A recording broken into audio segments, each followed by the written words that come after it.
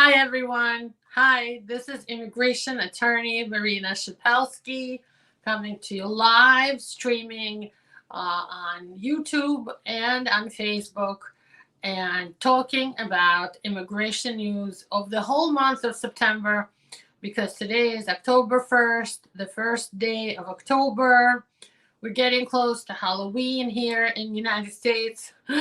I'm about to decorate my office. I'm going to buy some decorations this weekend, actually. All that witches and stuff, because it's so much fun. And I think it doesn't matter what religion or background or culture you are. I think we all need a little cheering up after the almost 2 years of COVID and quarantine.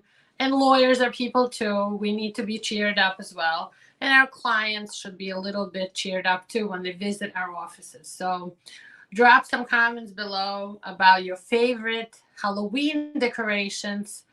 And we move on to talk about what's going on in the field of immigration law in the United States. Since I think President Trump's presidency, immigration has become a really, really hot button topic. And of course, immigration has, always been on top of the news. There's always something going on. But I feel like for many years before President Trump came into the presidency, it was kind of mostly for lawyers and for politicians to discuss, and the general public wasn't so much involved in what's going on. And you, again, drop me a comment if you disagree with me. You absolutely have a right to disagree with me. But when President Trump came in and began to sign one executive order after another, immigration has become this huge thing, and media finally saw some opportunities for making it a hot topic, and every day we would learn something new about immigration.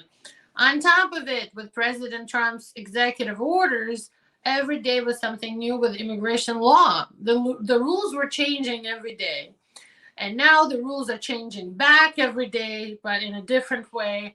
So I think now more than ever, this kind of work that I'm doing is important, because the public has to understand, and not just hope to understand from politicians what's going on, but they have to understand what's going on in policies, in laws, anything that has to do with immigration, because we are a country of immigrants, and our country was built by immigrants and continues to be supported and built by immigrants.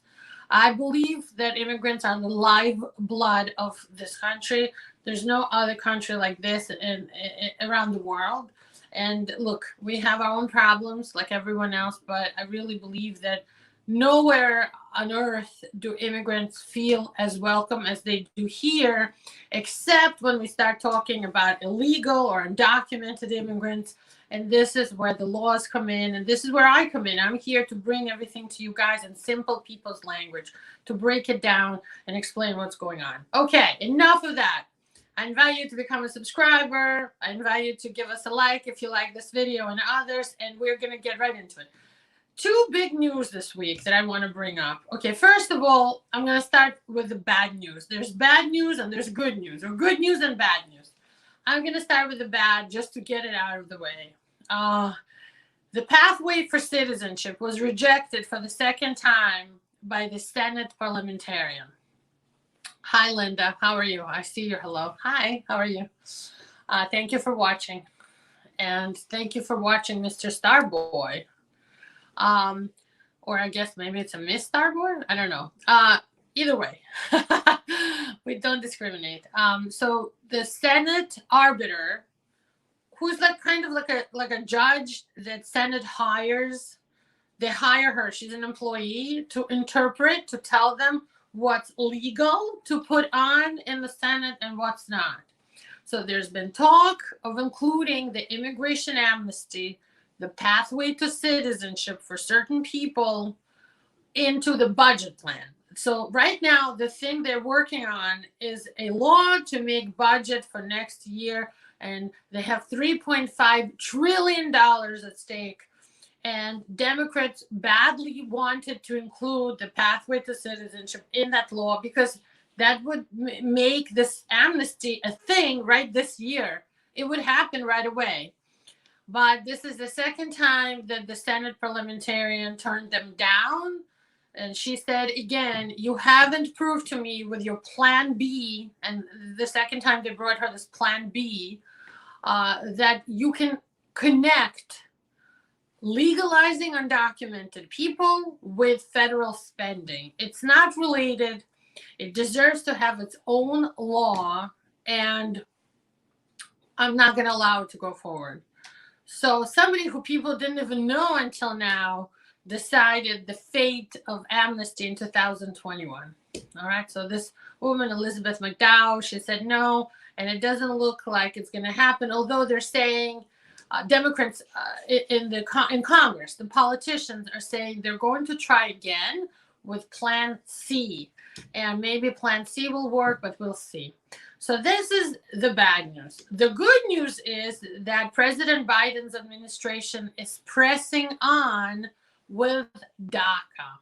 Okay, as some of you know, President Obama made DACA, again by executive order, like a rule, like a temporary rule, and many people were able to apply. DACA is the program for dreamers. These are people who were brought to America as kids, as children, under the age of 16. They didn't decide to come here. Somebody brought them along, parents, aunts, uncle, grandparents. And sometimes, by the way, these kids came in alone, but they were children. And children in the United States and everywhere else in the world have no legal intent or no legal mind to make decisions for themselves. So people have been saying in America, and many Republicans agreed with the Democrats on this, that these kids, and it started with President Clinton, these kids should be given a chance to legalize. They didn't choose to come here.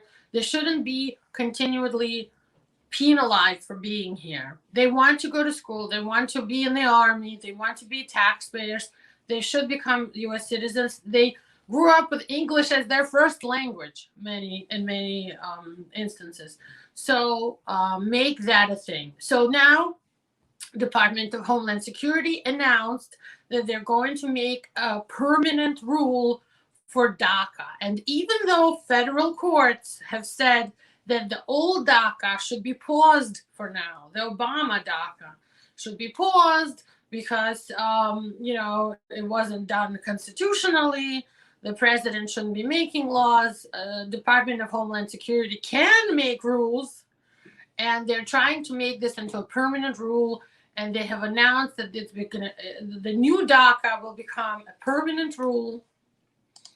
And I'm going to look up the conditions, and I'm going to read them to you guys out loud. And they gave the public 60 days to make comments on what the public thinks should be done with this DACA, but they're going to go forward with it. And if no one really brings anything serious as an objection, it's going to become something called a formal policy. So the new DACA and the new rule is going to be for people who are in the following categories. People who have arrived in the United States before they turned 16 years old. People who have continuously lived in the United States since June 15, 2007. These people had to have currently, they should be currently in school now or have gone to school and graduated in the United States. They should not be convicted of a felony, and they should not pose a threat to public safety or national security. Okay, no terrorism, no threat. So this DACA program has a real opportunity to become a law, okay? I'm just explaining it super simply here. So that's the news of the week. I was going to talk also, and I will now, about the topic called removal of conditions. It sounds like something weird. What is removal of conditions? Well, people who apply for a green card through marriage get a 2-year conditional green card. That's what it's called by U.S. immigration. Your green card is conditional when at the time of your marriage interview, you weren't yet married for 2 years. You were married for like a year at the time of your interview, not yet the full 2 years. And Congress decided that anything under 2 years will be temporary, will be conditional. The condition of getting the 10-year green card will be that your marriage survives for 2 years. So after 2 years, you should apply using a form I-751 removal of conditions petition to say, hey, we're still married. It's been 2 years since I got my green card. I'm applying to remove the conditions. I want to go from temporary to permanent 10-year green card. Please, USCIS, give me my 10-year green card. And there's a special form, and there's like a bunch of special documents and paperwork that we include for our clients when we file for these. Normally, it's not a great secret what has to go into this package, right?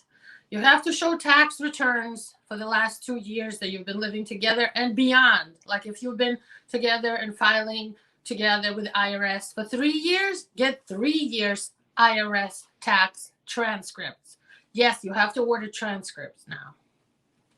Show all the joint bills in 2 names. Show all the joint bank statements, leases, insurance cards, anything that shows you have paperwork in 2 names and are married and acting as a married couple in the community.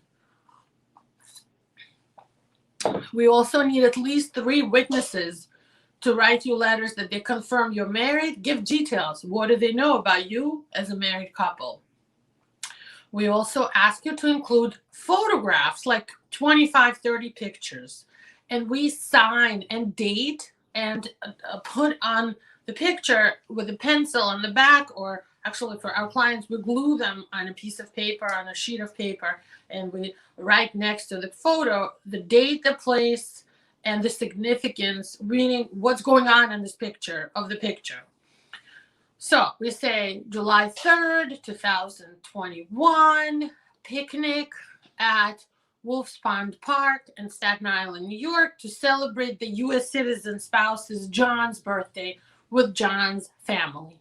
Okay, very short, but like, you know, because USCIS doesn't know the people in your picture. So you have to tell them what it is, okay? It's your case, it's your job. This is when things are good. So we collect all these papers and we get packages like this and we send them to USCIS. You automatically now will receive 24 months extension by filing in time, okay? What I wanted to discuss a little bit more today is what happens if at the time that the 2-year mark rolls around, or even earlier, you are no longer with your sponsoring spouse. The husband or wife who's the citizen or the green card holder sometimes, who got you your green card, your 2-year green card, moved out, went to jail, was cheating on you, left the country, died sometimes. You left them. They had a baby with another woman. They went to jail. There are so many situations that I have seen. They turned out to have another family that you didn't know anything about. A lot going on that causes people not to survive those 2 years. Does this mean that you're not going to get your 10-year green card? Absolutely not. Not on my watch. Okay? If you're not with your spouse anymore, there's special waivers or exceptions, right? So if you were abused, that's definitely one waiver. If you were married, but something happened, it wasn't your fault, and you lived for at least 2 years together, that's another waiver. You have to show you're filing for divorce, okay? If you have to return to your country and face some extreme hardship, maybe you have a medical condition that doesn't get treated in your country. Maybe there's no jobs for you. Maybe you're going to some really serious school program here, or going to some counseling, or just some other things that are happening to you here that you have serious ties. You're tied to America, and you wouldn't be able to have a normal life if you return to your country. Maybe you changed religions or something. That's called the hardship waiver. So there are situations where you don't need the spouse to sign the joint petition to get you that 10-year green card. You should definitely call a lawyer if you're in this situation. It is not something you can navigate by yourself. And even the joint petitions, every year the restrictions and the requirements for what you have to give them to prove you're married get harder and harder and more strict. So I definitely recommend you speak to a lawyer, and we invite you, no matter where you live in America, all the states are welcome to work with us. We work remotely. We do consultations just like this by Zoom. We have a big team of people, experts in immigration law, who can help you, okay? And now I'm going to get to answering your questions, the Q&A part of this program. So I'm going to go to a comment by, hi, Tunreo Ajiki, hello. Super Mario says, we don't celebrate stupid Halloween. That's cool. Not everybody does, but it's the spirit of the season. And if not everybody likes it, that's fine. Starboy says, hey, Marina, my spouse filed an I-130 petition for me. Here, I'm going to do this. Oh, you can read it on the screen. Hey, Marina, my spouse filed an I-130 for me, and he was very abusive, and I converted my case to a VAWA, and my I-360 was approved on August 18, 2021. Congratulations. And on my approval notice, my priority date was March 31. Okay. What does it mean? I filed it together. It really doesn't mean anything for you. The priority date, okay, no, I take that back. The priority date helps you to see when you're checking on the status when you're checking on the status of your green card I-485 application, you use the priority date to check what they're working on right now and if they haven't reached your date yet. It's not going to change anything in terms of, like, there's no line really, like the categories for waiting for a visa, because you're approved in the VAWA category and your husband, I guess, was a U.S. citizen. It looks like your visa is available immediately, but they have to get to you. It just takes time because they're so busy. It's not like you're waiting for a visa. You're actually just waiting for processing to get to your date. So when you go on uscis.gov and you're looking up processing times and you're looking where they are, you have to kind of see, okay, are they near my priority date yet? And if they pass it, that's when you're allowed to start calling and complaining and saying your case, your I-485 case, is outside of normal processing times, and even ask your congressman or congresswoman for help, and they help sometimes. Okay, we have a hater here, Super Mario, who says 40% off. First of all, 40% off is a discount, but 40% off green card marriages are fake. God, you have to see albums they make to prove they're married for real. Okay, somebody who can't spell shouldn't be making comments on lawyers' videos and calling out other people for fake marriages. Okay, you don't know this 40% is a made-up number. There's no statistics like that. And if you know how hard it's become to legalize in the United States, you would know how hard it is to get a fake marriage to go through, even to get a lawyer. Because if people tell me we have a fake marriage, I turn them away. Okay, they're not going to be my clients. And believe it or not, USCIS sometimes sends agents, and FBI sends agents even to visit lawyers' offices and to say that they have a fake marriage, to see what the lawyer will say. Our firm, we don't take fake marriage cases. And even if someone does, USCIS is very smart. They make things really complicated on purpose, for a reason, so that fake marriages cannot get through. All right? Otherwise, if people live together under the same roof, no one can really question the reasons for them being together. And USCIS doesn't really care. As long as you're family, whatever that means to you in your specific case, you live together for marriage and for love, and you're actually together, living under the same roof. That's all that matters to USCIS, and that's all that matters to me. I don't see any more questions right now here.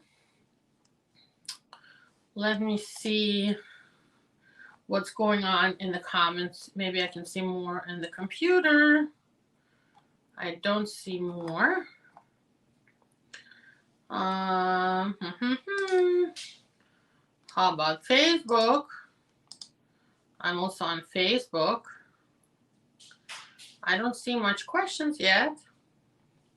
All right. If there's no more questions, and interestingly enough, I don't see more questions. I guess today will be. Oh, okay. Well, Super Mario says his cousin got his green card through fake marriage. You should have reported it to USCIS. Why didn't you? You're a criminal for hiding it then. Okay. Somebody says, hey. I hope you guys find these useful. I'm going to try to do them every Friday. And I'm going to try to do them in a way that you can, you know, you can rely on us doing this every Friday. So the next Friday, you know to tune in at this time, like 11:15 a.m. And if you have questions, you can save them and ask them live.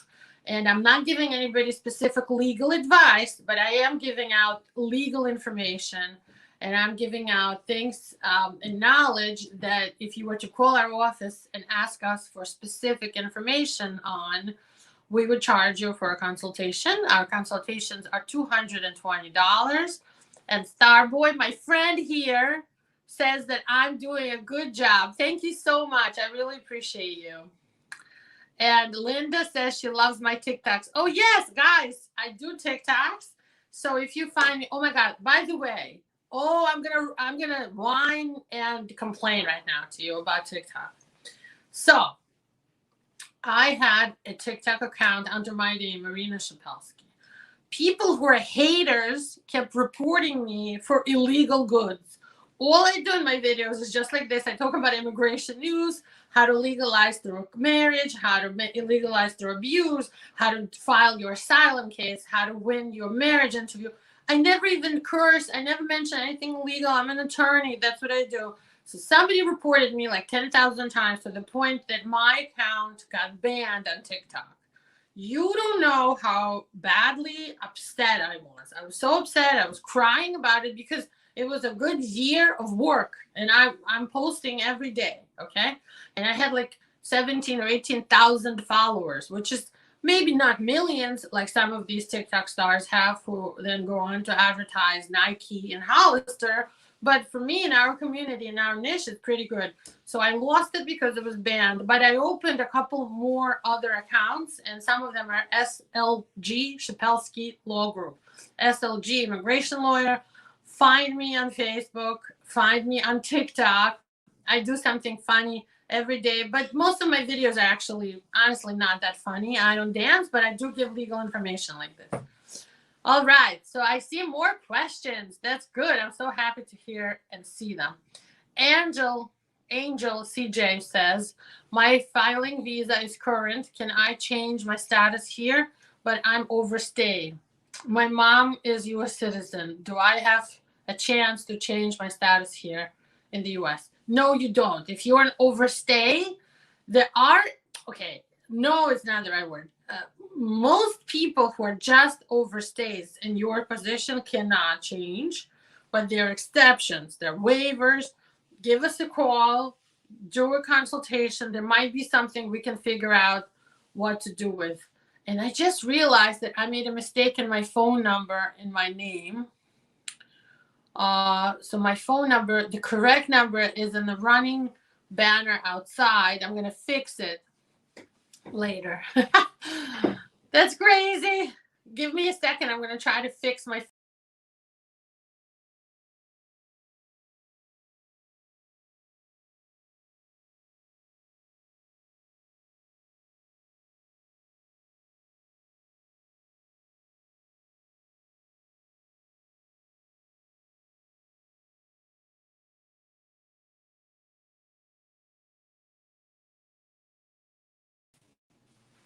Okay, I'm back.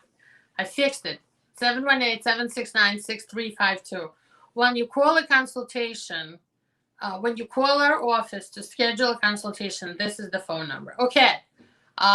So we talked about if you're overstay and you're in the category of adult child of U.S. citizen, you probably will have a hard time getting a green card here. But there are waivers and other things we can probably look into for you, but I cannot guarantee that you can necessarily fix this. Give us a call. I think maybe there's something we can figure out together, okay? All right, more questions are coming. Okay. Hey from Ethiopia. Hello. Okay. Tahal Sony says, hi, Marina. How about E3 visa category? Status N. Documented to recodified. I'm not sure what that is. I guess I would have to look it up and do some research. If you want to call us for a consultation, I can look into it. E3N codified status. Never heard of it before, but who knows? Maybe I don't know something that you know. Give us a call to get more information because I don't know what this E3N status is. Okay, Gaurav says F4 child age out, family visa, Indian embassy. When will I get interview? Okay, so they talked about scheduling some of those interviews and declared that they have a 4-tier system. The family visa categories are like on levels 2 and 3, and they will be scheduling some of these. But as you know, the embassy in India is super, super busy. It's going to take a few months at least. Everything is super delayed because of COVID. Starboy says, again, my biggest fan. Thank you so much that him and his family love me very much. Thank you so much. I love you guys too.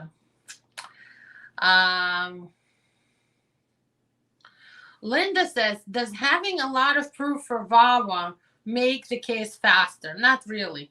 No, because I think those cases, it just depends on how quickly they get to somebody to actually take it in their hands and open it and look at it. But if you file from the beginning, everything that they need, you will get the prima facie approval. So I think in the early stages, it's going to be faster. But ultimately, I don't think it makes a difference. Mariana says, I applied for VAWA and I-485, I-130 and all. My biometrics were shown to be applied a month after I did them. How long for the EAD? The EAD is the employment authorization document, the work permit. I think from the time you file, and it depends where you live, but it's between 6 to like 10 months to get the work permit.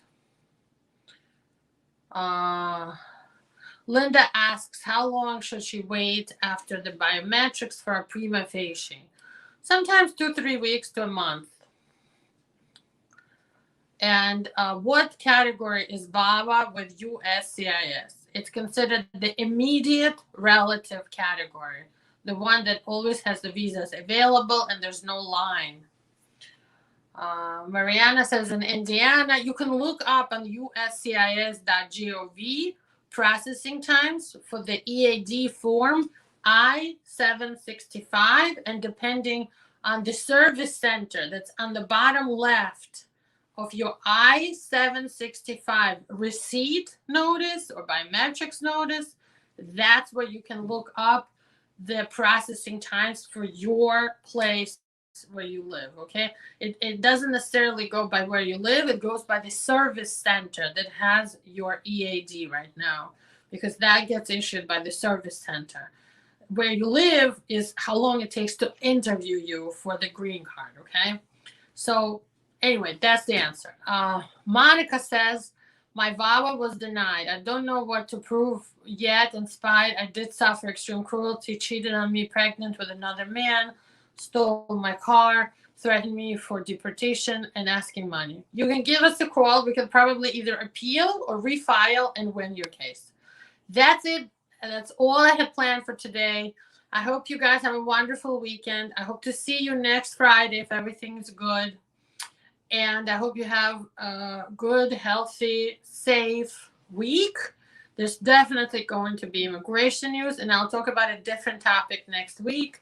And you guys can give me some comments and drop some ideas for what you guys want me to talk about next week. Bye-bye.